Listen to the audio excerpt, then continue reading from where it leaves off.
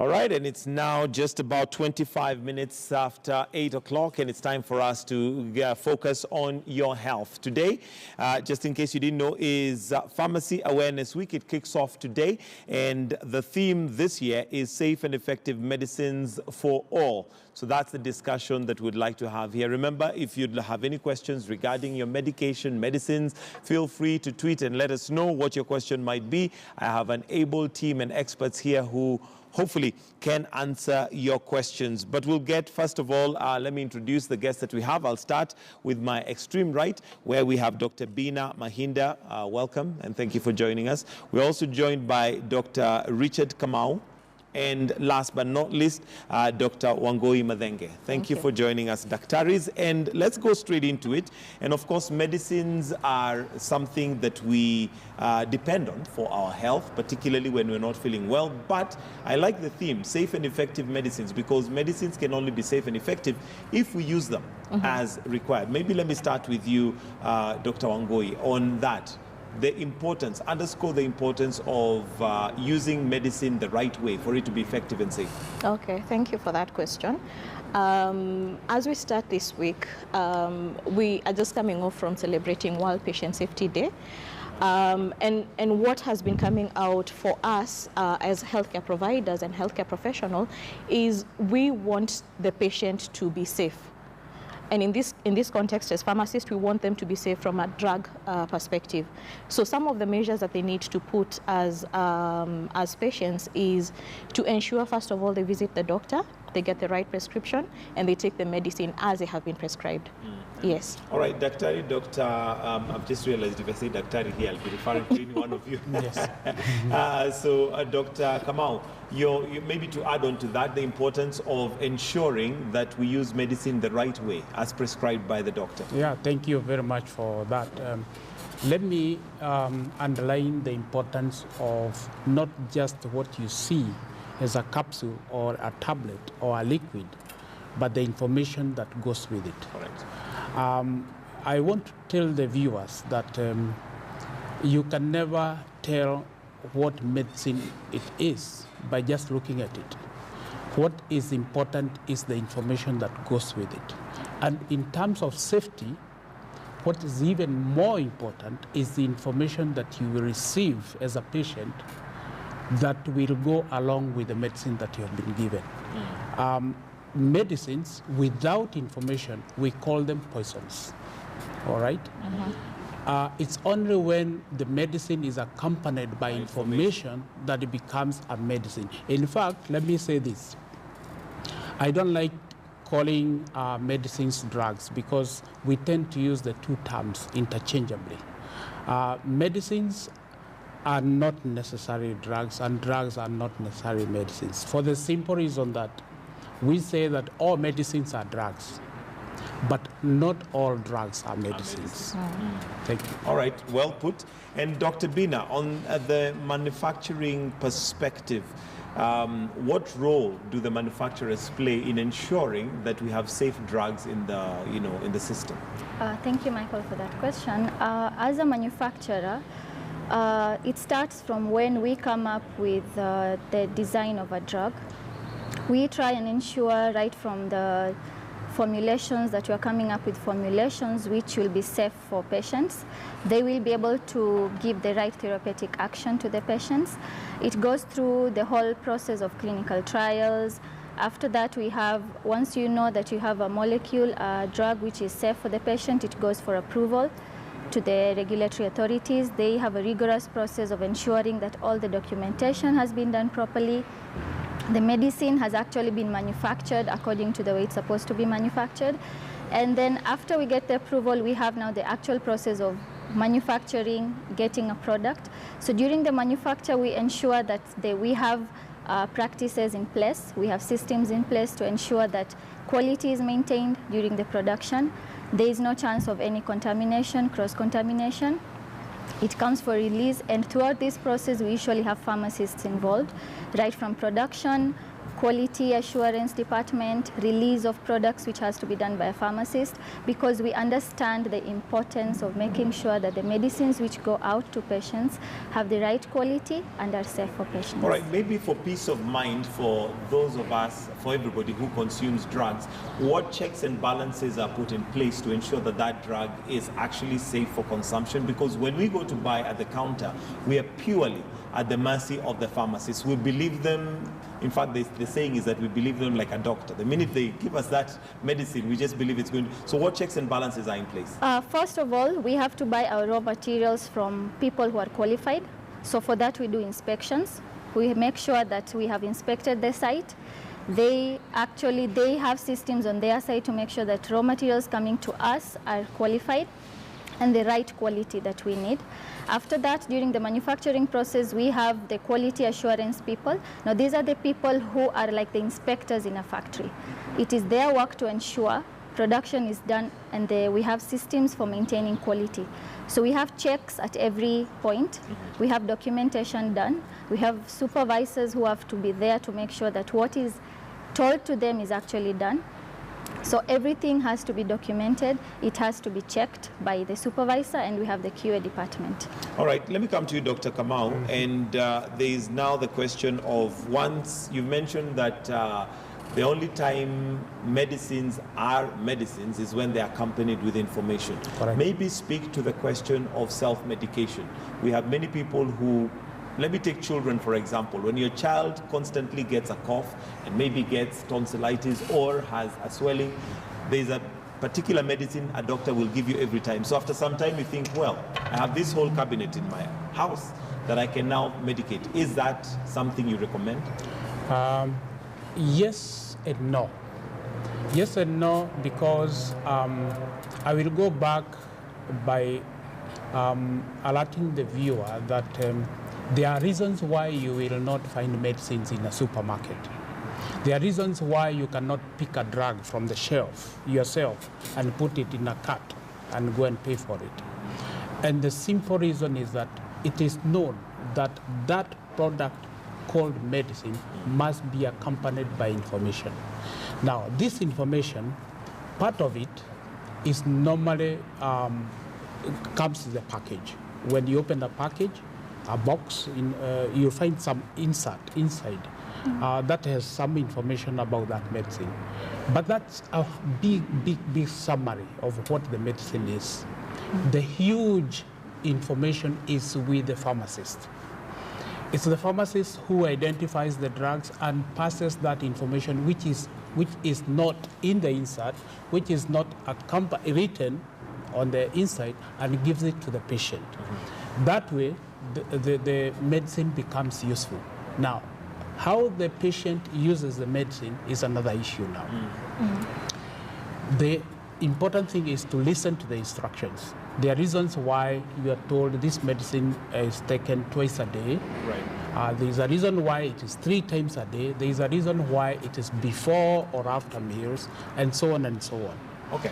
And after you have taken the medicine, like you asked, there are times when people don't finish the dose, which is wrong. Actually, we talk about you bringing back medicines which you have not used, but that shouldn't happen, because you shouldn't be buying, or you should not even have yourself more than you need.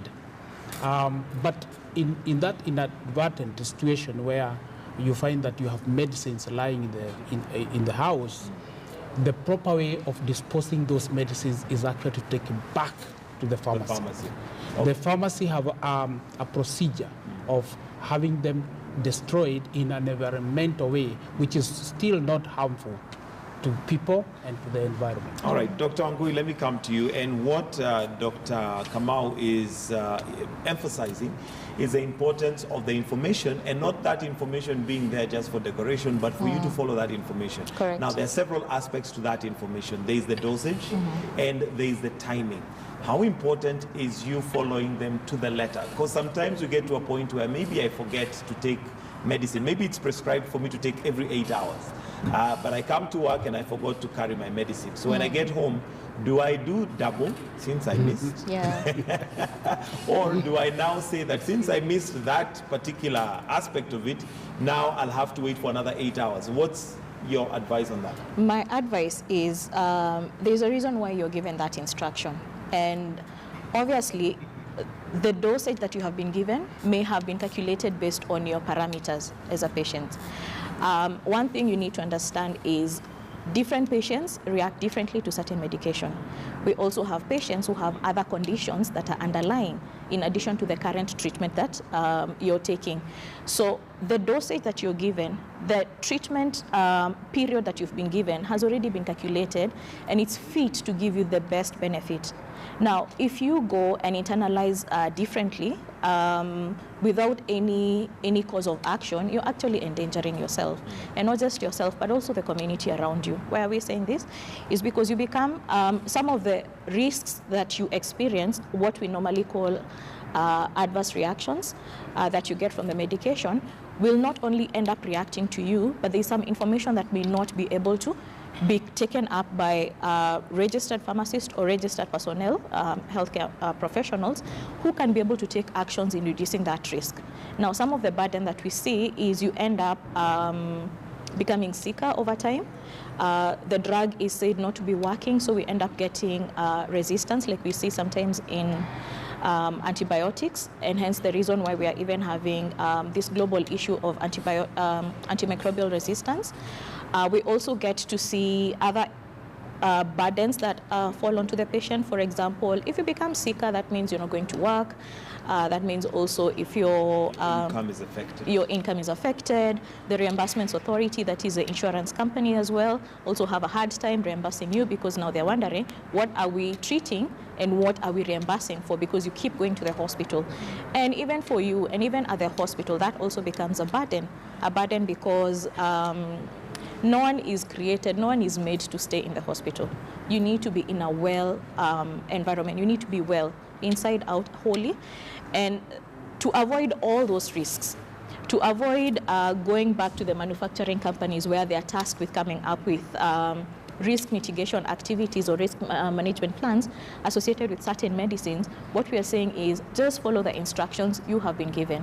If the instructions are not clear, they need to be given in a language that you understand.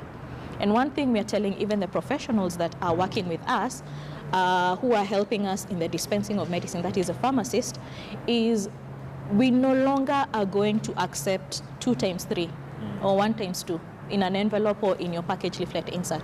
I mean, in your package, the drug that has been dispensed to you. That is not clear instruction for you. Supposing you have an overzealous child who goes and 1 times 3, they're learning the multiplication tables. I mean, they end up, and they think that's what you're supposed to take, you know.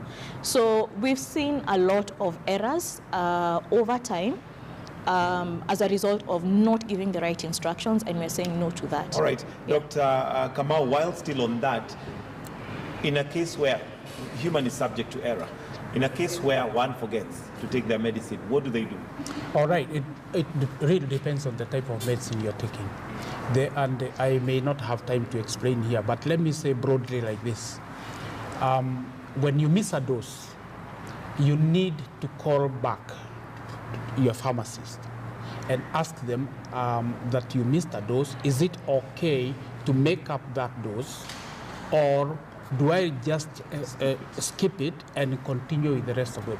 Because medicines are different and they work differently. There are some, if you want to take a double dose, you will end up poisoning yourself. There are some types of medications whereby perhaps it may be helpful to add on to another dose. I cannot specify which ones here, but the best thing... There's no answer that there's no answer, exactly. The issue is, we just go back to what I said, information. And the information is with the pharmacist. So you must source your medicines where there is an expert on medicine, so that in case you have problems, you have a recourse in terms of what to do, and at no cost, no additional cost. All right. Dr. Bina, to the manufacturing end of it, storage. And that's an area that may not be given by the doctors when they're giving you information. Maybe there's some. There's an antibiotic I know that you store in the fridge, for example. But generally, we're not given instruction on how to store. What's your advice on how we store some of these medicines, because they could end up being poisonous on our shelves? So what happens in storage, right now Kenya is classified as a zone 4B. So they have advised us to try and keep our storage conditions as do not store above 30 degrees. So it should be below 30. Every medicine? Now that's a general rule from the regulatory authority. Now that depends on our molecules, because sometimes you'll find we have medicines which are not stable at that temperature, and we may have to keep it at a lower temperature.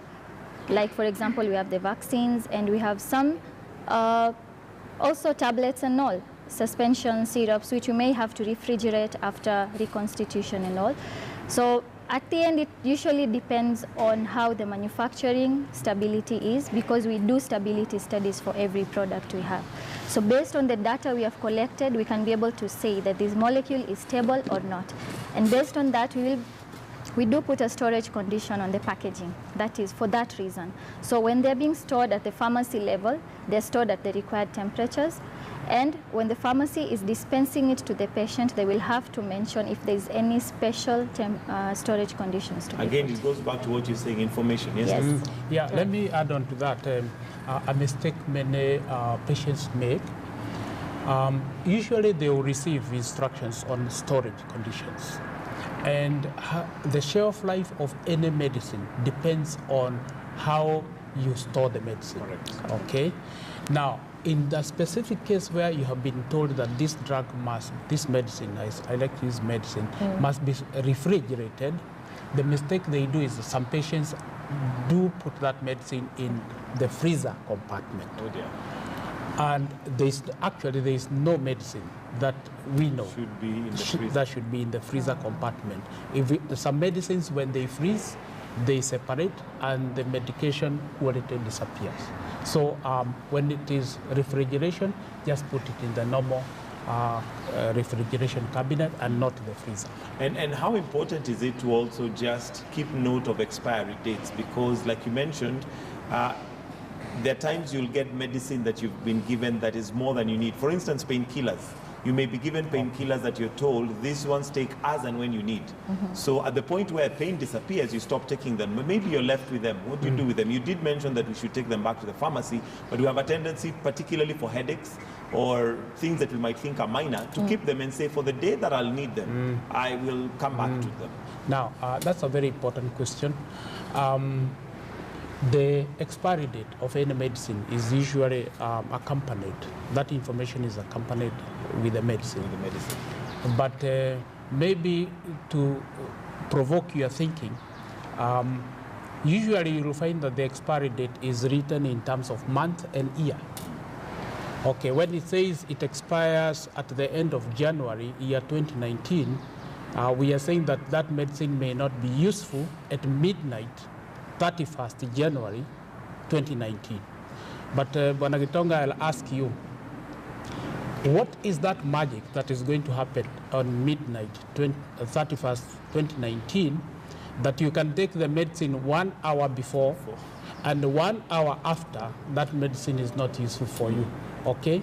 Now, the point I want to drive is the expiry of a drug is very much dependent on what it is.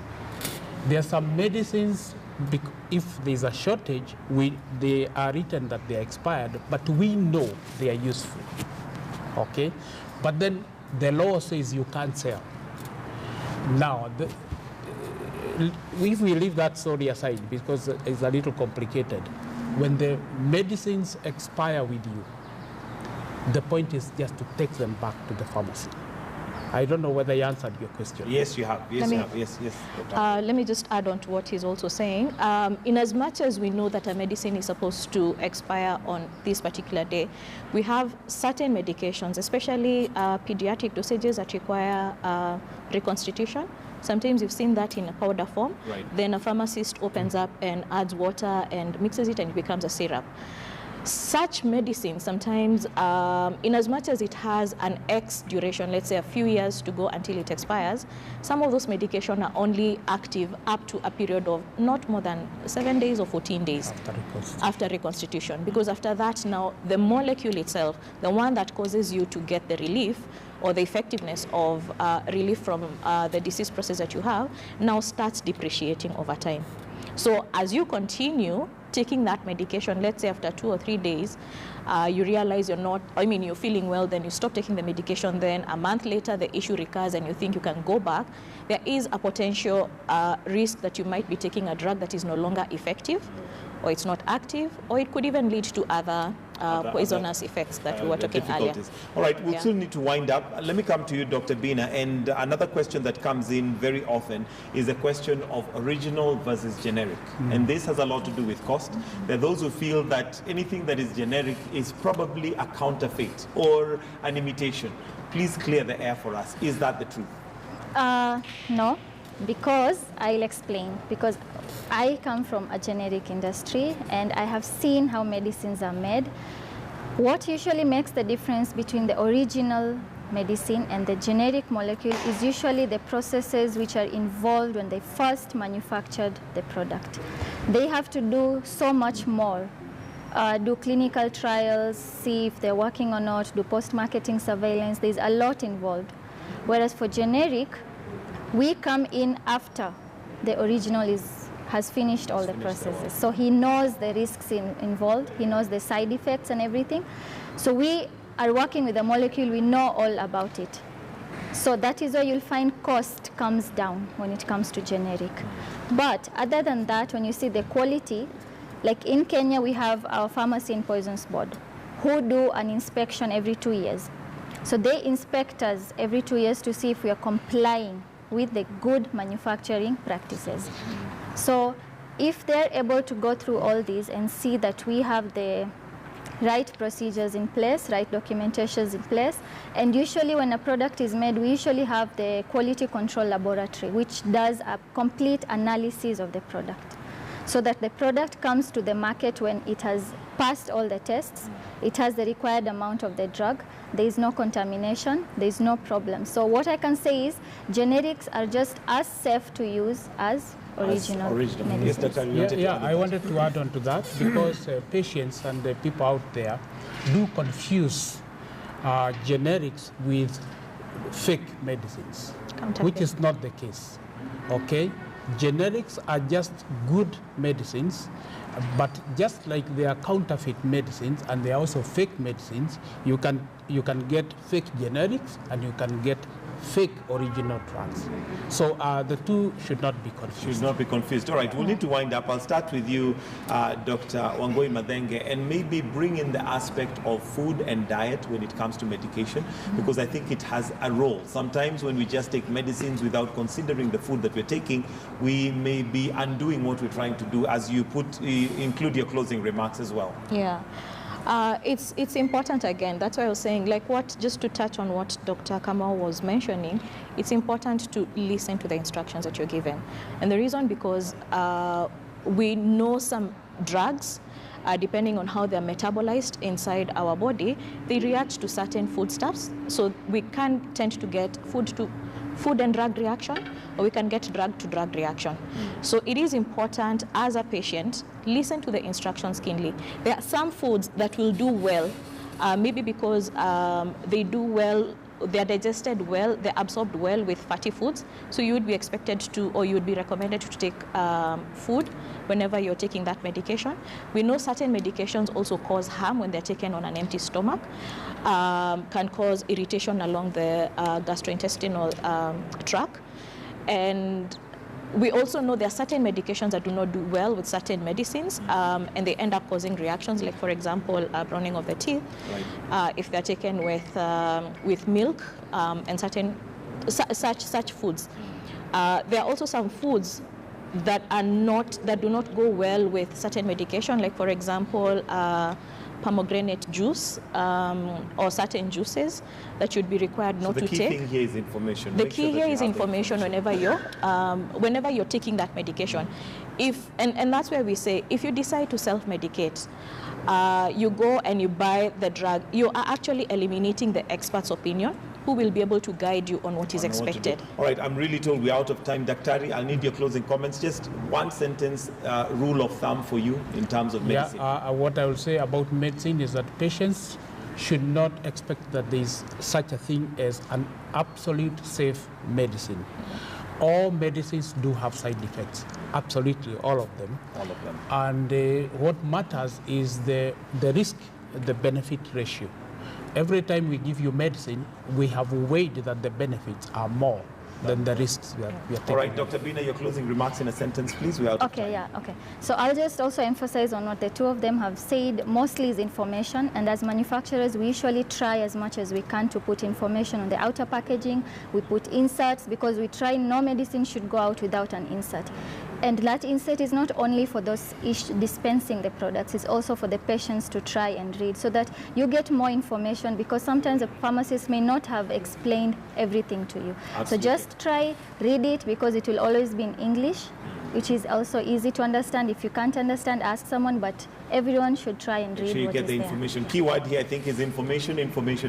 Thank you very much, Dr. Bina Mahinda, Dr. Wangui Madenge, and Dr. Richard Kamau for joining us this morning on Your Health. That's where we wind up the show. We're really out of time, so thank you for watching Morning Express. Do have yourselves a wonderful day, but do stay with us right here on KTN News. Brenda Zeda Radido is coming up with News Center and giving you more information, news, and reviews. Do have a good day. God bless.